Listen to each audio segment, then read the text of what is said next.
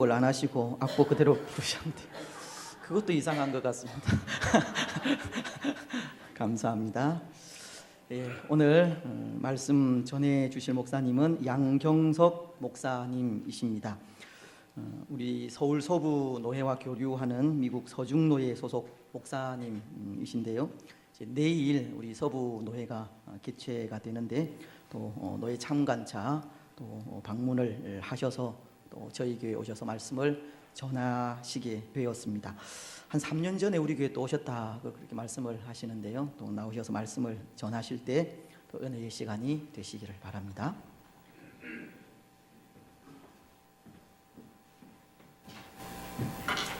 잠깐 기도하겠습니다. 하나님 아버지, 부족한 죄인 귀한단에 섰습니다. 아버지 하나님, 저는 감추어 주시고 오직 성령 하나님께서 말씀을 전해 주시고 저희들의 마음속에 그 말씀이 역사하게 하여 주시옵소서. 예수님 이름으로 기도드리옵나이다. 아멘. 할렐루야. 예, 금방 소개받은 양경석 목사입니다. 제가 한 4년 전에 우리 집 최 목사님 오시기 전에 한번 들렸는데 어떻게 여기 저 기억하시는 분 계십니까? 예, 아무튼 반갑습니다. 또 이렇게 귀한 목사님 오시고 든든하게 이 교회가 서가는 것을 볼 때에 또 하나님께서 우연하게 저를 이 낙현 교회에 또 인연을 맺게 주셔서 두 번째로 오게 되며 해주심을 너무 감사드립니다.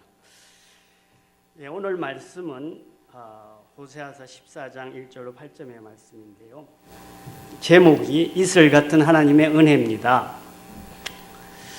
그래서 오늘 이슬 같은 하나님의 은혜라고 하는 제목으로 말씀을 드리고자 합니다. 이스라엘 백성에 있어서 그 자연 환경과의 관계에서 하나님의 은혜를 표현하는 두 가지 대표적인 용어가 있습니다. 그 첫째는 이른 비와 늦은 비라는 표현입니다. 여러분 많이 들어보실 줄 압니다. 신명기서 11장 14절에 여호와께서 너희 땅에 이른 비, 늦은 비를 적당히 내리시니라고 기록하고 있습니다. 이스라엘 기후는 좀 독특하죠. 그와 마찬가지로 그들의 영적 생활도 하나님의 은혜를 의지하지 않으면 안 되지만 땅의 생활도 하나님이 이른 비와 늦은 비를 주시지 아니하면 그들은 모든 수고가 헛수고로 끝나고 마는 것이죠.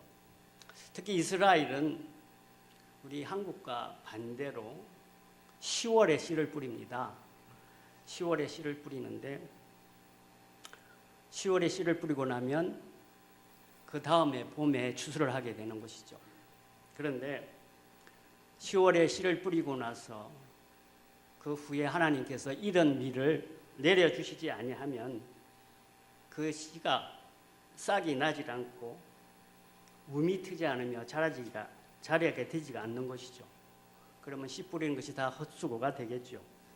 그래서 10월에 씨를 뿌리고 나면 하나님께서 반드시 이른 비를 내려주셔야 하는 것입니다. 그래서 이런 비를 맞고 난 그 씨는 자라나서 몸이 트고 그렇게 되면 농부들이 김을 메고 거름을 주고 그래서 자라나게 되는 것이죠. 그렇게 해요. 봄이 되면 추수할 때가 되는데 추수하기 전에 하나님께서 이들에게 늦은 비를 내려주시지 아니하면 곡식이 제대로 연글지가 않습니다. 그래서 이 늦은 비는 이스라엘 백성에서 또한 아주 중요한 비가 되는 것이죠.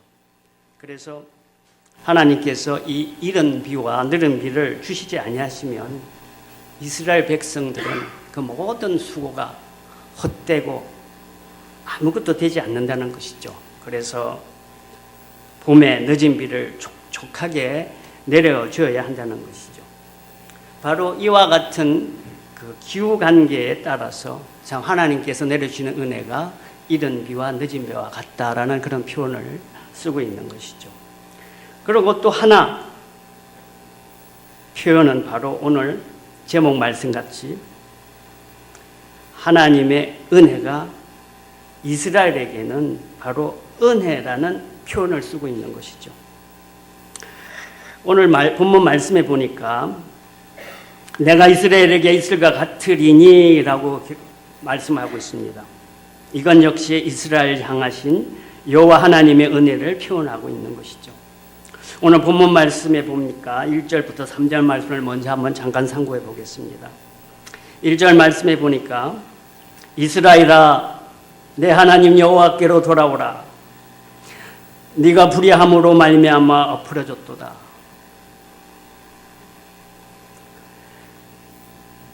여기에 이스라엘이 불행하게 되었다는 것입니다. 하나님의 축복을 받고 하나님의 풍성한 은혜를 받아 누려야 될 너희 이스라엘이 왜 불행하게 되었느냐는 것이죠.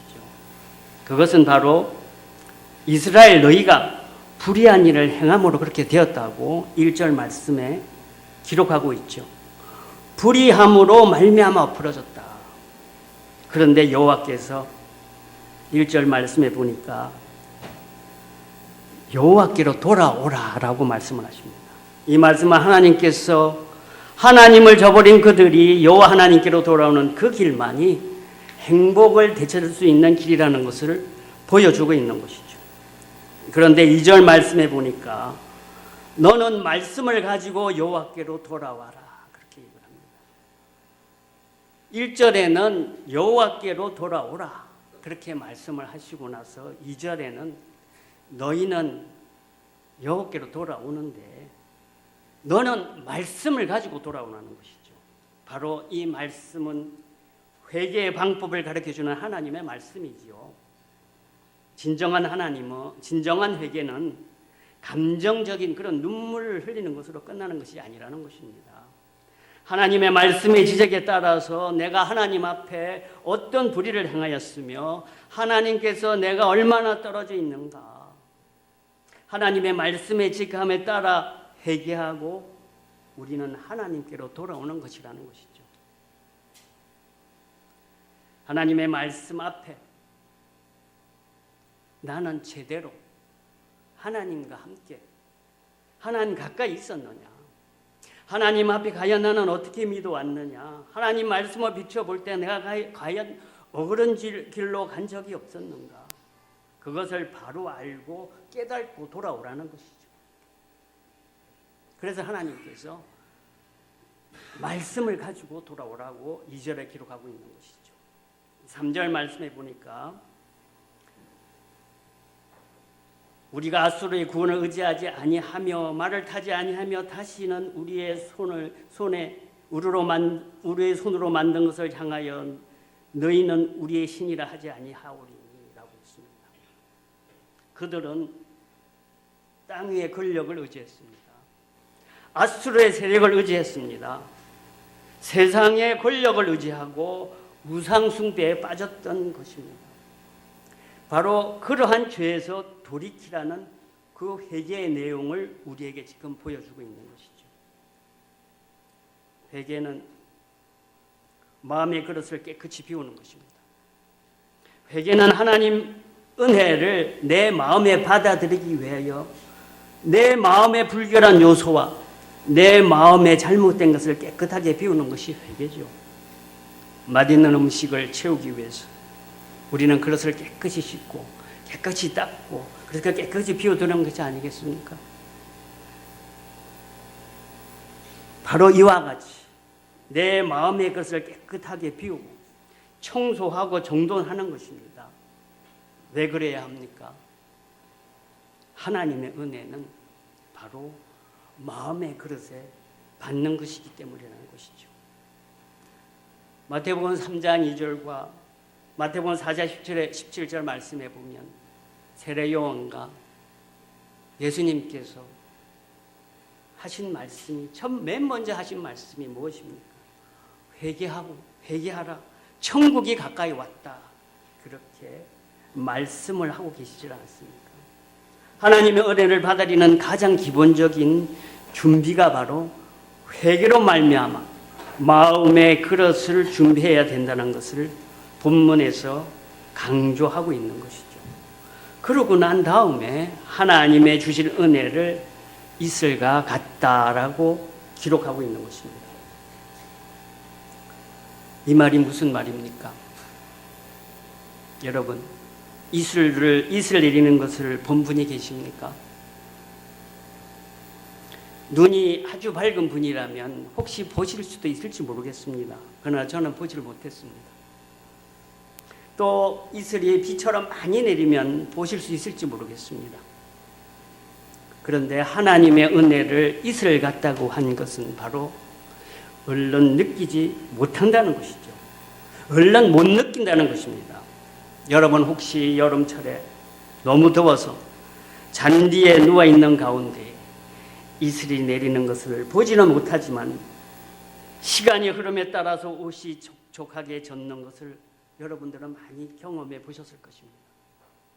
바로 이것은 하나님의 은혜가 이와 같은 방법으로 내리기에 인간들은 이와 같은 것을 잘 깨닫지 못할 때가 있다는 것입니다. 오늘 본문 말씀에 보니까 이스라엘의 기후는 참 특별합니다. 이스라엘 기후는 좀 캘리포니아 같습니다. 제가 캘리포니아 산호제에서 왔습니다. 여러분들 요즘에 해외를 많이 다니시니까 캘리포니아 가본 줄 많이 계실 줄 압니다. 캘리포니아는 여름철에 비 한 방울 내리지 않습니다. 굉장히 덥습니다. 기온이 보통 섭씨로 따지면 한 38도, 40도 그렇게 오르락내리락합니다. 그런데 캘리포니아 날씨는 아주 건조합니다. 건조하기 때문에 그늘에 가면 추위를 느껴요.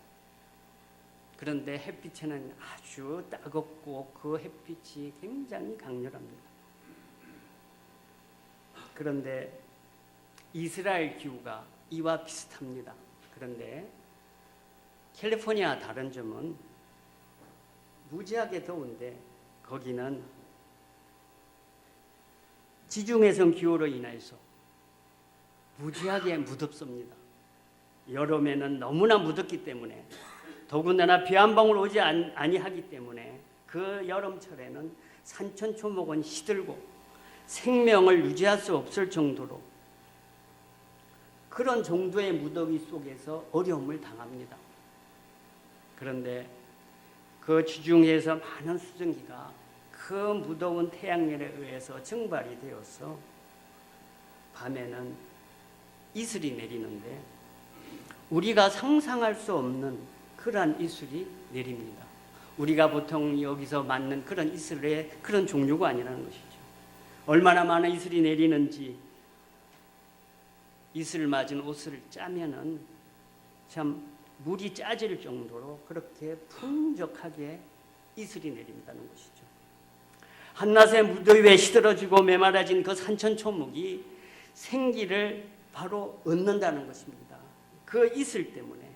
그래서 힘을 얻고 생기를 얻어서 또 그 다음날의 하루를 견딜 수 있을 만한 생명이 얻어지게 되는 것이 바로 이스라엘의 이슬이라는 것입니다. 이와 같이 하나님의 은혜는 우리에게 이슬과 같다는 것이죠. 바로 이 말은 우리가 인생이기에 이 땅을 살아나가기에 무더운 태양빛이 산천초목을 시들게 하듯이 우리 주변 환경이 우리에게 밀어 닥치는 여러 가지 일들로 말미암아 견딜 수 없을 정도로 지치고 괴롭게 만들 때가 얼마나 많습니까? 바로 이때 하나님의 은혜가 아니면 더 견딜 수 없을 정도로 쓰러지고 지칠 정도로 괴로움을 주지만 그러나 여호와 하나님이 우리에게 힘을 주십니다. 새로운 용기를 주십니다. 우리로 하여금 일어설 수 있게 하시다는 것이죠. 그래서 우리가 이 땅을 우리가 그 나라에 들어갈 때까지 비록 우리는 연약할지라도 견디며 걸어갈 수 있도록 은혜를 주시는 줄 믿습니다. 바로 이러한 이슬 같은 하나님의 은혜, 바로 이러한 은혜는 어떤 은혜겠습니까? 첫째로 이 이슬 같은 하나님의 은혜는 이스라엘의 반역을 고치는 은혜라는 것입니다. 4절에 보니까 내가 그들의 반역을 고치고라고 했습니다. 그리고 기쁘게 저희를 사랑하겠다. 그리고 나의 진로가 저에게서 떠난다. 그렇게 4절에 기록하고 있죠. 이스라엘의 과거의 죄와 잘못에서 뉘우치며 돌아오겠다는 그 이스라엘의 부르짖음에 대한 기도에 대한 하나님의 은혜로운 응답이죠.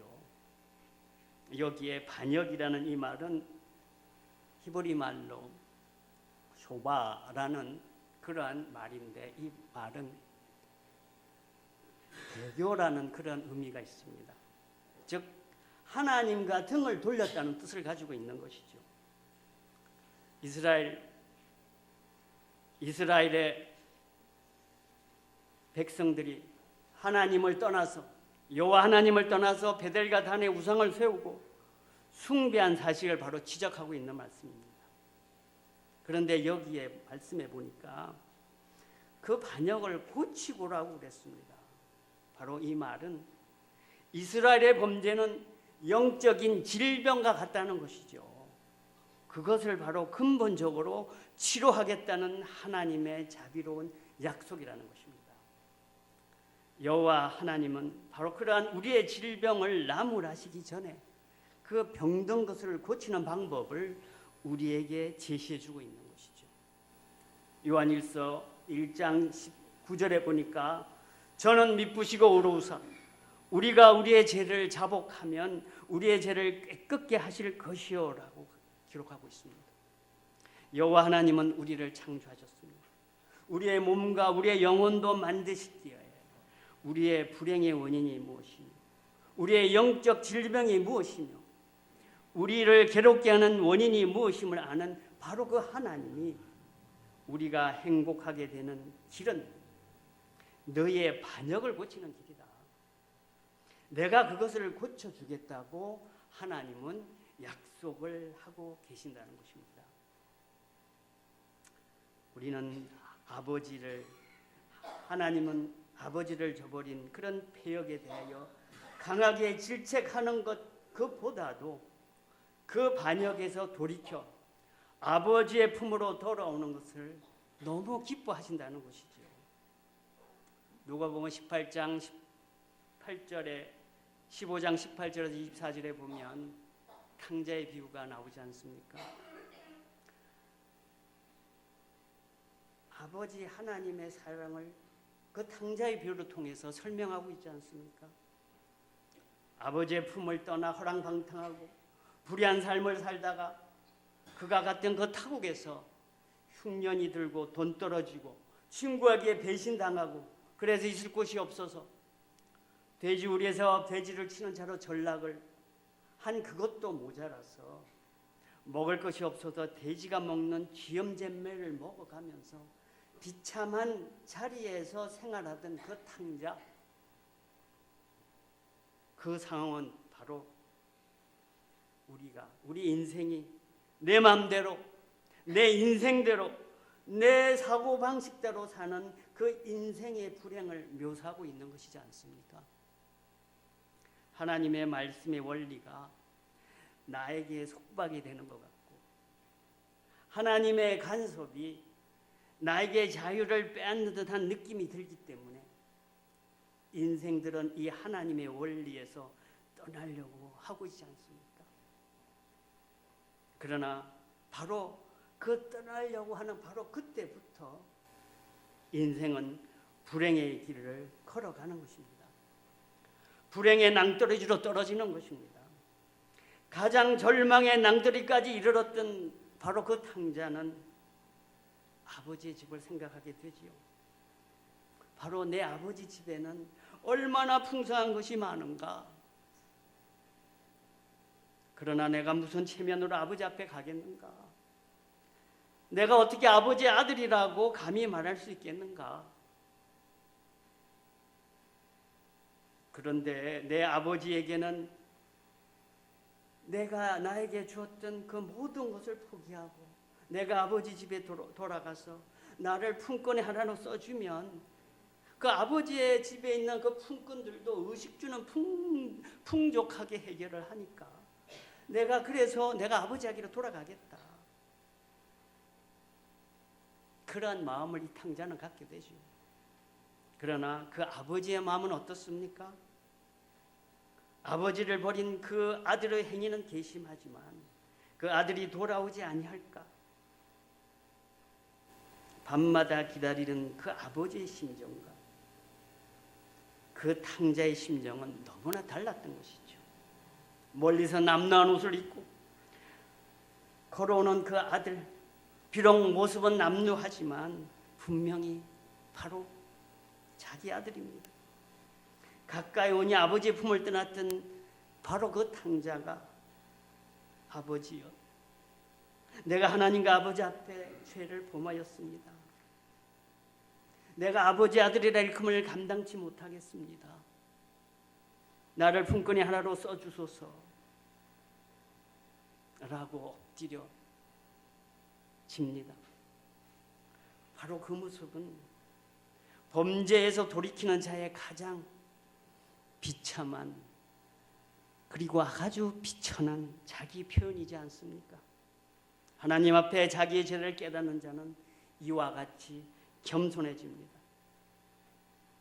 나는 과연 하나님 앞에 그 은혜를 받을 만한 자격이 없는 자구나.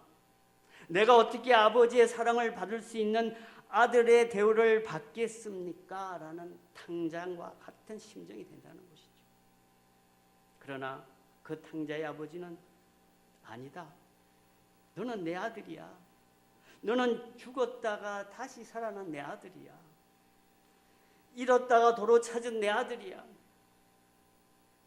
그를 깨끗하게 씻기고 좋은 옷을 입히고 손에 가래끼를 끼우고 내 아들의 권리를 회복시키고 그리하여서 우리 잔치를 벌리고 우리가 즐기자. 바로 그렇게 아버지의 사랑을 묘사한 그 비유의 말씀이 아니겠습니까? 바로 이처럼 하나님의 심정이 바로 그런 심정이라는 것이죠. 여호와 하나님은 또 여기에 보니까 말씀에 보니까 기쁘게 사랑한다. 그 사랑은 값은 깊은 곳에서 솟아나는 여호와 하나님의 사랑을 우리에게 보여주고 있는 것입니다. 우리는 이 땅에 살아갈 때 우리가 스스로 하나님 앞에 얼마나 멀리 떨어져 있는가를 깨닫지 못하고 살 때가 많이 있습니다. 그렇기 때문에 오늘날 우리의 눈에는 눈물이 말라가고 있는 것이죠. 그러나 하나님은 이스라엘을 향하여 너희는 돌아오라, 말씀을 가지고 돌아오라 외치듯이 오늘도 우리를 향하여 너희는 돌아오라, 말씀을 가지고 돌아오라고 하십니다. 우리를 부르시고 계시는 거죠.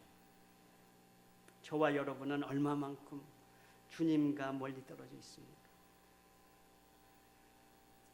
각자의 정도는 차이는 있지만 얼마나 있는지 모르지만 우리는 아버지 품에서 떨어져 있는 삶이 아닙니까? 말씀을 들고 우리가 주님 앞에 나가야 되는 것이죠. 말씀이 지적하는 그 사실을 적응해야 되는 것이죠. 그래서 주님께서는, 우리 하나님 아버지께서는 이스라엘 같은 그 하나님의 은혜는 바로 우리의 반역을 고치는 은혜라는 것입니다.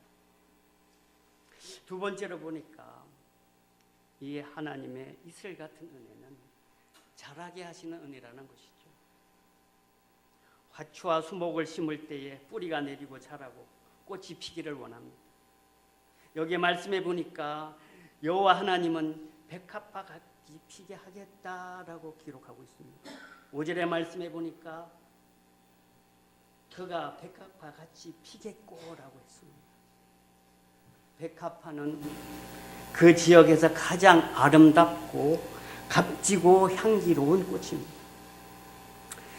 아가서 2장 2절의 말씀에 보니까 솔로몬의 입을 통하여 우리 신자를 가리켜 말하기를 가시나무 가운데 백합화 같구나, 그렇게 표현을 하고 있습니다. 우리를 그냥 백합화라고 하지 아니하고 가시나무 숲으로 둘러싸여져 있는 그 가운데 있는 백합화라는 것이죠. 백합화는 아름다운 꽃이면서 그 찌르는 가시가 주변에 있지만 향기를 바라는 꽃입니다. 마태복음 6장 28절과 29절에 보니까 예수님은 백합화의 아름다움을 솔로몬의 영광보다 낫다고 표현하셨습니다. 그렇게 묘사했습니다. 하나님은 우리를 향하여 믿음의 아름다운 꽃으로 활짝 피어나기를 원하신다는 것이죠. 또 우리 마음곳에서 하나님께서 백합화처럼 향기를 발하도록 우리의 마음을 움직이시고 변화시키시고 역사하신다는 것입니다. 그래서 빌립보서 2장 13절에 보니까 너희 안에서 행하시는 이는 하나님이시니 너를 향하여 소원을 두고 행하시느니라. 저와 여러분을 향한 소원을 가지고 계신다는 것입니다. 여기에 서 있는 저를 비롯해서 장로인 여러분들, 집사인 여러분들에게, 권사인 여러분들에게, 성도 모두들에게 하나님께서는 소원을 두고 계신다는 것입니다. 교회는 인간적인 그런 친목단체가 아닙니다. 갑론을박하는 정치단체가 아닙니다. 여호와 하나님 앞에서 우리가 날마다 백합화처럼 피어나기를 원하십니다. 향기를 바라기를 원하십니다. 또 그 다음 말씀에 보니까 레바논 백향목같이 뿌리가 박혔다 그랬습니다. 레바논을 대표하는 나무가 바로 백향목입니다. 레바논에서 발행하는 그 동전, 큰 동전이든 작은 동전이든 보면 그 뒷면에 항상 백향목이 새겨져 있습니다. 지금도 레바논의 국기 한가운데는 백향목 나무가 그려져 있습니다. 바로 이 백향목은 높이가 한 30m 정도 됩니다. 둘레가 한 10m 정도 됩니다. 그런데 그 뿌리가 얼마나 강한지 그 메마른 그 팔레스타인 지역에서 바위 틈 속을 뚫고 들어가서 뿌리를 내리는 강한 나무죠. 이것은 바로 하나님의 은혜를 베풀어 주실 때에 우리의 믿음이 든든하게 되고 우리의 믿음이 자라게 되고 우리로 하여금 이 세상의 악한 세력을 이길 수 있게 하기 위하여 여호와 하나님은 우리에게 연단하시고 강하게 하시고 자라게 하시는 것을 바로 보여주는 것이죠. 하나님께서는 우리가 이렇게 자라나기를 원하십니다. 사람을 표준하는 성장이 아니라 그리스도를 표준하고 그리스도를 바라보고 자라기를 원하십니다. 에베소서 4장 15절의 말씀해 보니까 범사에 그에게 자랄지라 그는 머리니 그리스도시라. 그리스도를 성장의 포지션으로 삼는 사람은 내가 이 정도면 되었다고 자만할 수가 없습니다. 더 많이 노력하고 충성하여 바로 나의 비교는 주님이시기 때문에 나는 아무것도 아니구나. 예수님 당시만 해도 나는 너무 못 믿는다, 부족하다, 그런 사람이 많아서 문제가 된 것이 아닙니다. 나는 잘 믿어. 나는 가장 경건해. 나는 정말 다른 사람보다 잘 믿는다고 하는 그러한 자랑을 하고 자만을 하고 다른 사람을 정죄한 그러한 바리새인과 서기관들, 바로 그러한 사람들 때문이었습니다. 오늘날도 마찬가지라는 것이죠. 내가 하나님 앞에 불충한 죄인입니다. 내가 하나님 앞에 말할 수 없는 죄인입니다. 스스로 자기를 낮춤으로 말미암아 우리 하나님이 그를 들어서 영적으로 자라게 하시는 그것보다는 얼마나 잘 믿는 사람인가. 내가 입으로 참 잘 믿습니다. 남을 정죄해가면서 잘 믿습니다. 바로 그러한 사람은 하나님 앞에 쓰임을 받을 수가 없는 것이죠. 내가 주님 앞에 삶의 내용을 돌아볼 때 이것 가지고는 안 되겠으니 주님 나를 고쳐주시고 나를 자라나게 해주시고 나를 붙들어 주시옵소서. 바로 그런 사람을 하나님은 뿌리게 내리게 하고 든든하게 하고 자라게 하여 그 사람으로 하여금 하나님이 영광을 드러내시는 그 은혜를 베풀어 주실 줄 믿습니다. 바로 그러한 우리 낙천교회 귀한 성도님 되시기를 바랍니다. 세 번째 마지막으로 하나님의 그 이슬 같은 은혜는 축복으로 가득 채우시는 은혜라는 것입니다. 하나님은 우리에게 채찍을 가할 때가 있어도 그 채찍은 사랑의 채찍이죠. 복을 주시기 위해 그릇을 준비하시는 하나님의 사랑이라는 것이죠. 좋은 옷을 입히기 위해서 그 때 묻은 그 아이를 씻기려고 하는데 안 씻으려고 아이가 몸부림을 칠 때 엉덩이를 때려서라도 깨끗이 씻겨서 깨끗하고 좋은 옷을 입히려고 하는 것이 바로 부모의 사랑. 그것이 부모의 사랑 아닙니까? 하나님의 그 궁극적인 목적이 바로 이것이라는 것이죠. 에레미야 29장 21절 말씀해 보니까 너희를 향한 나의 생각은 내가 안 하니 재앙이 아니라 평안이요 너희 장래에 소망을 주려는 생각이라. 하나님이 우리에게 원하시는 바는 재앙이 아니라는 것입니다. 바로 하나님이 우리에게 주려는 것은 바로 평안이라는 것입니다. 우리의 앞날에 소망을 주시고 축복으로 채워주시고 행복을 채워주시기 원하시는 여호와 하나님의 심정을 저와 여러분은 알아야 됩니다. 또 아시기를 바랍니다. 여기 보니까 축복의 내용을 말씀하고 있습니다. 가지는 퍼지머라고 그랬습니다. 백항목의 가지는 양산 모양으로 생겼습니다. 높이가 30m라고 그랬죠. 백항목의 가지는 한쪽으로 약 한 15m 정도씩 이렇게 양쪽으로 퍼집니다. 그러니까 양산 모양으로 이렇게 퍼지게 되겠죠. 이것은 바로 여호와 하나님의 축복은 자꾸만 번성해가고 여호와 하나님의 축복의 손길에 붙들리기만 하면 자꾸 뻗어나가는 것을 우리에게 보여주고 있는 것이죠. 또 여기 말씀해 보니까 그 아름다움은 감람나무 같다 그랬습니다. 감람나무는 무엇입니까? 여러분이 잘 아시는 오리브나무 아닙니까? 지중해성 기후에서 자라나는 특수한 과목이지요. 이 오리브는 가장 좋은 식용유를 내주지요. 또 이 오리브는 그 자체가 가장 영양가 있는 식품이기도 하지요. 뿐만 아니라 이 오리브 기름은 성전의 등불을 밝히는 데 사용을 합니다. 여러분, 우리가 여호와 하나님의 축복을 받고 은혜를 받으면 주님의 교회를 밝히고 빛을 비춥니다. 성도의 믿음이 자라고 하나님의 축복을 받으면 주님의 교회가 자라나는 것이죠. 주님의 교회에 빛을 발하게 된다는 것이죠. 아무개 장로님처럼 나도 잘 믿어야지. 아무개 권사님처럼 나도 기도 생활 열심히 하고 잘 해야지. 아무개 집사님처럼 나도 교회를 위해서 주님의 이름을 위해서 충성 봉사해야지. 이렇게 성전을 밝힌다는 것이죠. 뿐만 아니라 이 감람나무 기름은 병든 자를 치료하는 데 쓰지 않습니까? 야고보서 5장에 봐도 너희가 기름을 바르면 기도하라 했습니다.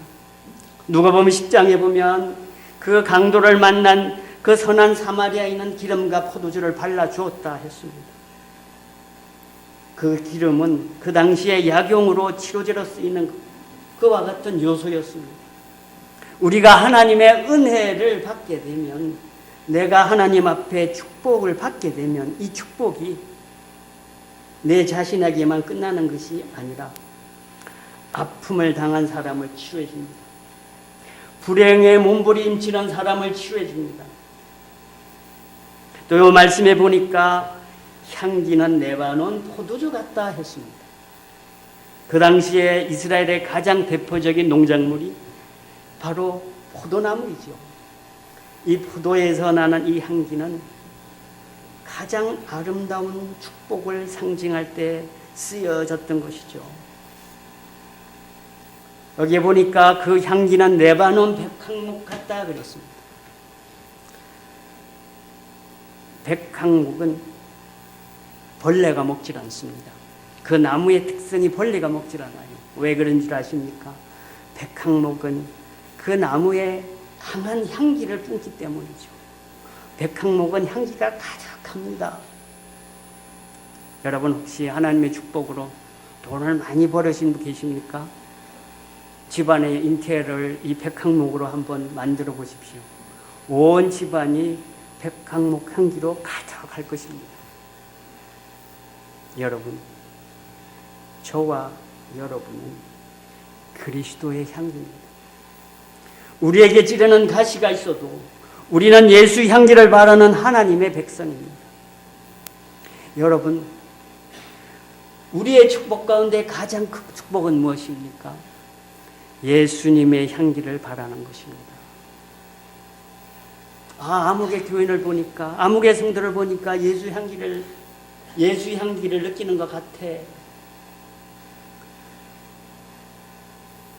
이러한 표현들은 회개하고 하나님께 돌아와서 믿음으로 뿌리가 내리고 자라나고 꽃이 필 때에 하나님이 주시는 풍성한 축복을 바로 묘사하는 장면들이죠. 참된 신앙의 길에서 신령한 복과 땅의 복을 겸하여 따라오고 다른 사람에게 복을 나눠줄 수 있는, 바로 다른 사람에게 유익을 끼칠 수 있는 그와 같은 축복의 자락까지 들어가게 된다는 것입니다. 그러나 믿음의 생활이 방향이 잘못되어지면 다른 사람에게도 괴로움을 주고 주님의 몸된 교회에 지장을 가져오고 그 교회에 거친 돌이 돼서 결국은 그 자신은 하나님의 징계와 채찍을 맞아 괴로움에 몸부림치게 되는 것이죠. 바로 이러한 잘못들을 이스라엘이 범했다는 것이죠. 그래서 하나님께서는 너희가 여호와께 돌아오라. 너희가 그 말씀을 가지고 돌아오라. 다시는 앗수르를 의지하지 말라. 너희가 손으로 새긴 그 우상을 의지하지 말고 여호와께로 돌아오라라고 하시는 것이죠. 바로 이런 마음의 그릇만 준비하면 내가 너희의 그 반역을 고치고 즐겁게 사랑하겠다, 기쁘게 사랑하겠다고 하나님은 말씀하시고 계신다는 것이죠. 그래서 내가 너에게 이슬과 같게 하겠다. 너희가 백합화처럼 꽃이 피리라. 백향목 가지와 같이 번져 나가게 하겠다. 너희가 향기로운 사람이 될 것이다. 너에게 아름다운 꽃이 피고 축복의 열매가 가득할 것이다. 바로 이와 같이 하나님은 약속하고 계신다는 것입니다. 말씀을 맺겠습니다. 사랑하는 우리 낙현교회 성도님 여러분, 내가 나를 비춰볼 때 하나님 앞에 잘못된 점은 없습니다. 내가 하나님의 말씀에 얼마나 떨어져 있는가? 바로 여호와 하나님 앞에 우리가 말씀을 가지고 돌아올 때 우리를 향하여 하나님은 사랑하시고 놀라운 축복을 베풀어 주시고 은혜를 풍성하게 베풀어 주시고 우리에게 놀라운 여호와 번영의 축복을 주실 줄로 믿습니다. 그러한 축복을 받는 우리 낙현교회 모든 성도가 되기를 축원합니다. 기도하겠습니다. 아버지 하나님, 말씀 앞에 우리가 다시 한번 우리를 살펴보고 주님이 원하시는 삶에서 우리가 얼마나 떨어져 있는 것을 다시 한번 깨닫는 귀한 시간을 주셔서 감사합니다. 아버지 하나님, 더욱더 주님 앞에 말씀으로 돌아가는 저희 모두가 되게 하여 주시옵소서. 예수님 이름으로 기도드리옵나이다. 아멘.